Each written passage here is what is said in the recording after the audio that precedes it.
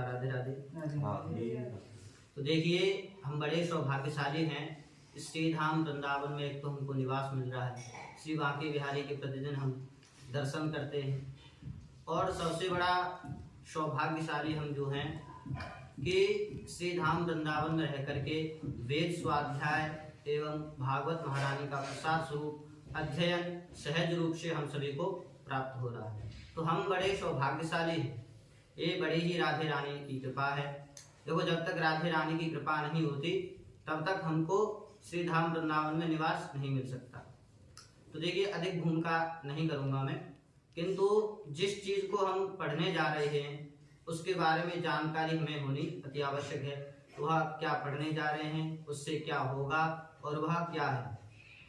तो देखिए, सर्वप्रथम श्री शुक्ल यजुर्वेद द्वारा रुद्राष्टाध्यायी का हम स्वर सहित अध्ययन करेंगे और उसके साथ ही संध्योपासन अध्ययन करेंगे, क्योंकि ब्राह्मण के लिए सर्वोपरि जो पूजन है, जो वंदन है, वह क्या है? संध्या वंदन।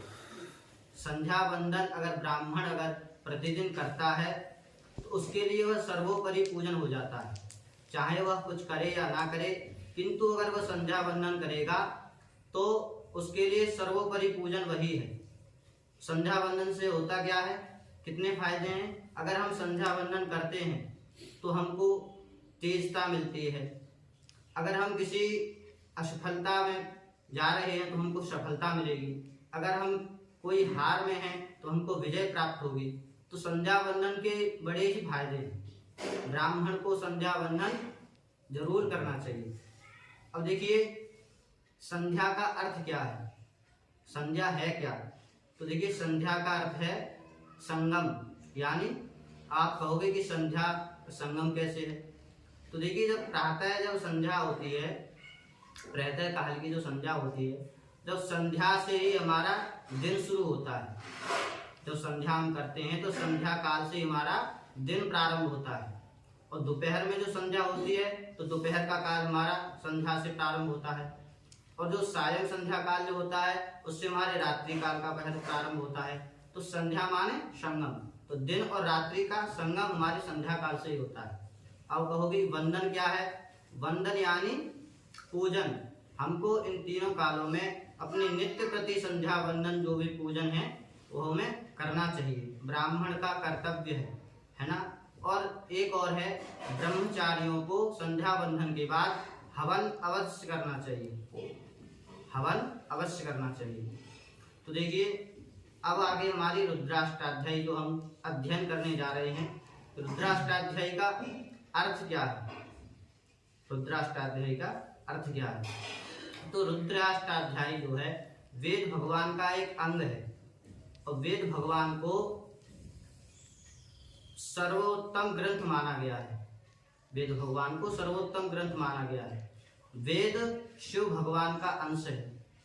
वेदः शिवः शिवो वेदः, अर्थात वेद ही शिव है और शिव ही वेद है।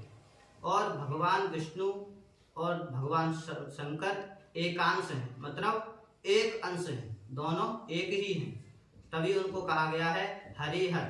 हरि यानी भगवान विष्णु और हर यानी भगवान शंकर। तो शंकर भगवान और विष्णु भगवान और वेद एक ही अंश है। वेदो नारायण साक्षात स्वयंभू सुश्रुतम, यानी वेद भगवान, नारायण भगवान और शंभु तीनों एक ही है। तभी हमारे भारतवर्ष में वेदों को सर्वोत्तम महत्व दिया गया है। हमारे मंत्रों से, श्लोक से और सूक्तों से यज्ञ, अनुष्ठान, कर्मकांड आदि जो किए जाते हैं, तो वेद भगवान को सर्वोत्तम माना गया है। तो देखिए, अधिक भूमिका की चर्चा नहीं करूंगा।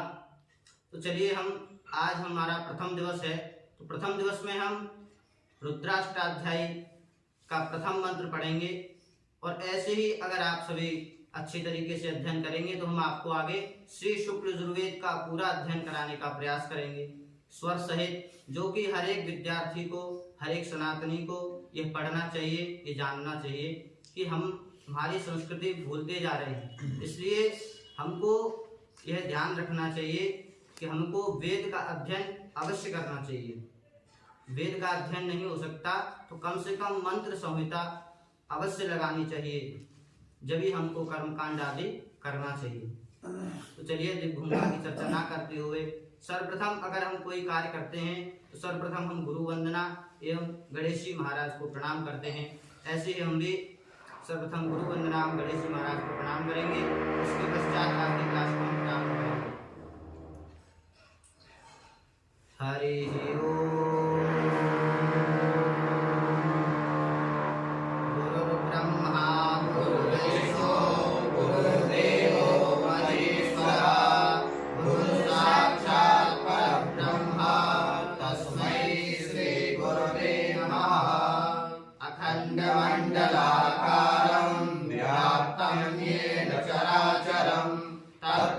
दर्शितं येन तस्मै श्री गुरवे नमः।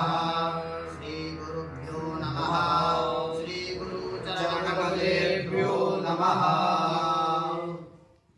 तो देखिए गुरु वंदना एवं गुरु प्रार्थना अवश्य करनी चाहिए। अब हम पहला मंत्र जो है गणेश जी महाराज का गणेश जी महाराज का प्रथम मंत्र हम आपको पढ़ाएंगे।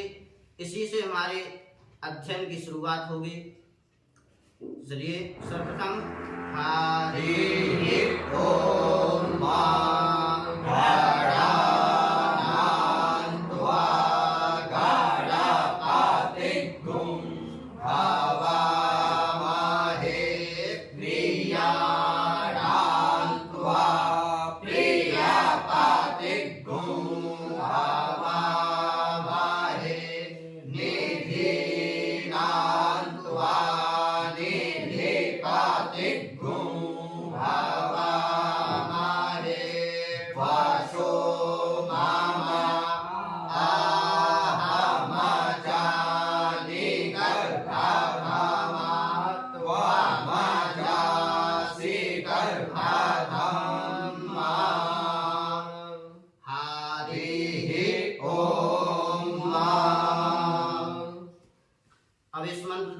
सभी ने पढ़ा ही है। अब आगे हम जो मंत्र पढ़ेंगे वह हम कल पढ़ेंगे। इसको याद करना है पूरा अच्छी तरीके से, इसको याद करेंगे। इसके पश्चात हम आगे मंत्र पढ़ेंगे।